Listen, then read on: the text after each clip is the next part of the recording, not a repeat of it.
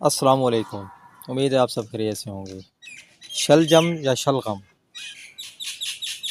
ये सर्दियों का एक बहुत ही बेशबहा ख़जाना है। सेब के बराबर इसको समझा जाता है।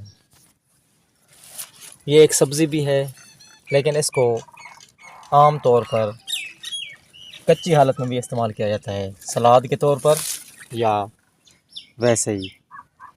तो इसके बहुत से फ़वाइद हैं। इसके अंदर हर किस्म की ग़िज़ाई अज्जा मौजूद होते हैं और सेहत के लिए बहुत ही कीमती होता है। इसके पत्तों का साग भी बनाया जाता है, लेकिन ज़्यादातर इसको बतौर सब्ज़ी के तौर पर इस्तेमाल किया जाता है।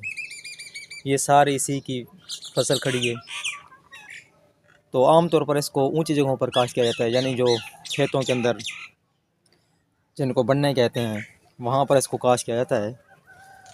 और जिस वजह से ये बहुत मोटे हो जाते हैं, इनका साइज़ भी बड़ा हो जाता है और बहुत ही कीमती चीज़ें हैं ये। इनको आप लाजमी इस्तेमाल किया करें। ख़ास तौर पर इसके सालन भी बनाया जाता है, लेकिन कच्ची हालत में इसको इस्तेमाल करना, चबा कर खाना अच्छे तरीके से दिल के अमराज, जिगर के अमराज, गुर्दों के अमराज से बचाता है।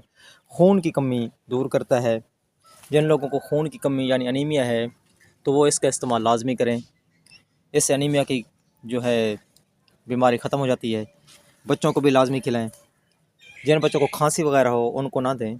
और इसका बेहतरीन जो वक्त है खाने का, वो दोपहर का वक्त होता है।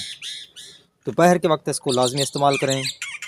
जब तक इसका सीज़न चलेगा इसको इस्तेमाल करें। दूसरा, इसकी जो अहम चीज़ है वो ये है कि इसको आम तौर पर टुकड़ों की सूरत में बनाकर खुश्क कर लिया जाता है।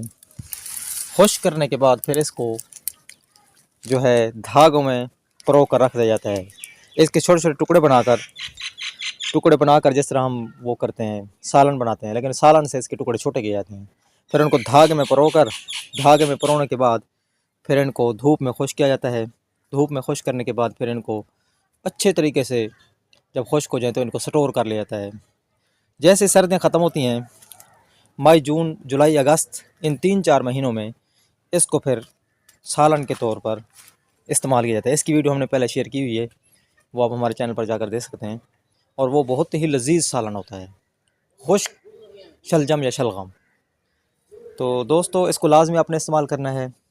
ये इस मौसम में बहुत ही सस्ते होते हैं। जो लोग सेब वगैरह नहीं खा सकते, केले वगैरह नहीं खा सकते, वो शलजम के इस्तेमाल से अपनी ग़िज़ाई ज़रूरियात को पूरा कर सकते हैं। उम्मीद है आपको वीडियो पसंद आई होगी। इस तरह की वीडियोज़ के लिए चैनल को सब्सक्राइब फरमा दें, ताकि आने वाले हर किस्म के सेहत के बारे में, ब्यूटी टिप्स के बारे में जो मालूमात हैं, वीडियोज़ हैं, वो आप तक पहुँच सकें। अपना बहुत सारा ख्याल रखें। अल्लाह हाफ़िज़।